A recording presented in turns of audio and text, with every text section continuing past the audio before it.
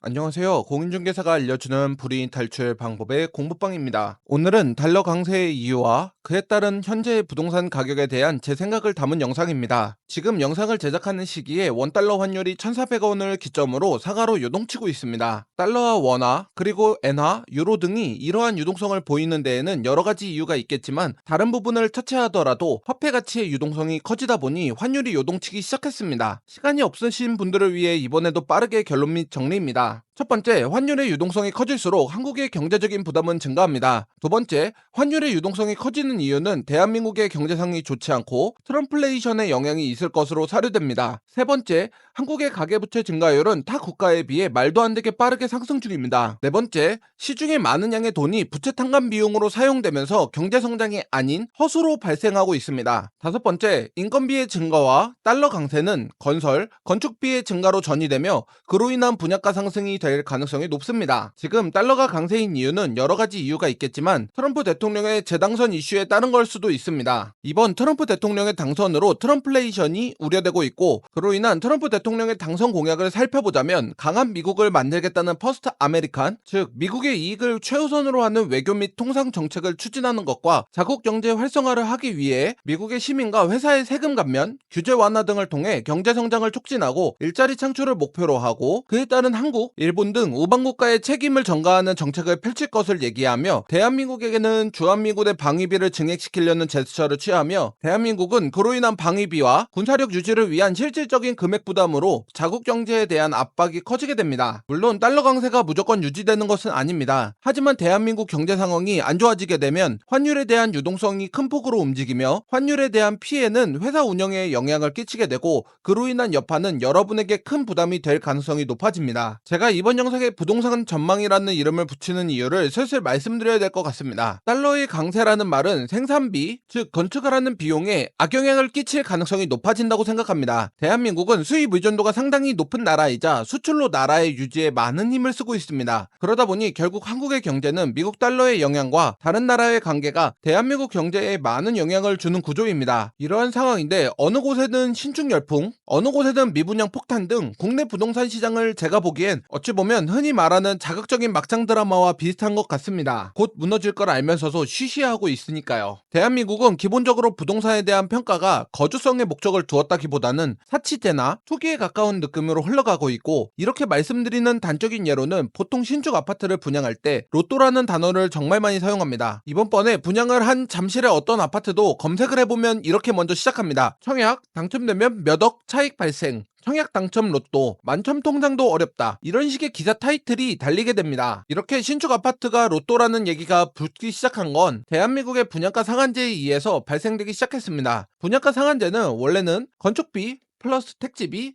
플러스 가산액을 산정해서 하는 것이나 이렇게 계산해서 결국 분양가 상한제로 인하여 9억에 분양을 했다고 하면 주변의 구축이 10억인데 신축이 9억이라면 10억을 무조건 넘는 게 일반적인 상황입니다. 그리고 10억짜리 아파트보다 아파트 준공일 기준으로 작게는 1년에서 2년, 많게는 5년 이상 차이가 발생하고 신축 아파트는 10억을 넘어 보통 구축 아파트의 작게는 20%에서 50% 이상 가격이 뛰게 되는 구조입니다. 하지만 이 상황을 저는 조금 다르게 생각합니다. 구축을 주변에 신축을 짓고 있는 상황에서 신축의 가격을 산정하는 기준인 구축의 가격의 거품이라면 그러한 거품을 가격을 기준으로 신축의 가격을 평가한다면 구축의 가격이 떨어지거나 보합세에 이르더라도 구축은 싸게 샀다가 어느 정도 시간이 지나서 양도 차익을 볼 수 있는 구조라고 하더라도 지금의 신축 자체의 분양가가 워낙 높기에 신축은 양도 차익을 보기에 꽤나 어려운 조건으로 흘러갈 가능성이 있습니다. 그러면 다시 본론으로 돌아와서 왜 환율에 따라 부동산 가격이 변화하는지에 대해서 말씀드려야겠습니다. 여러분도 아시다시피 아파트를 지을 때 기본 구조는 인력과 자재입니다. 사람만으로는 지을 수 없고 자재만으로도 지을 수 없습니다. 결국 둘 중 하나만 올라도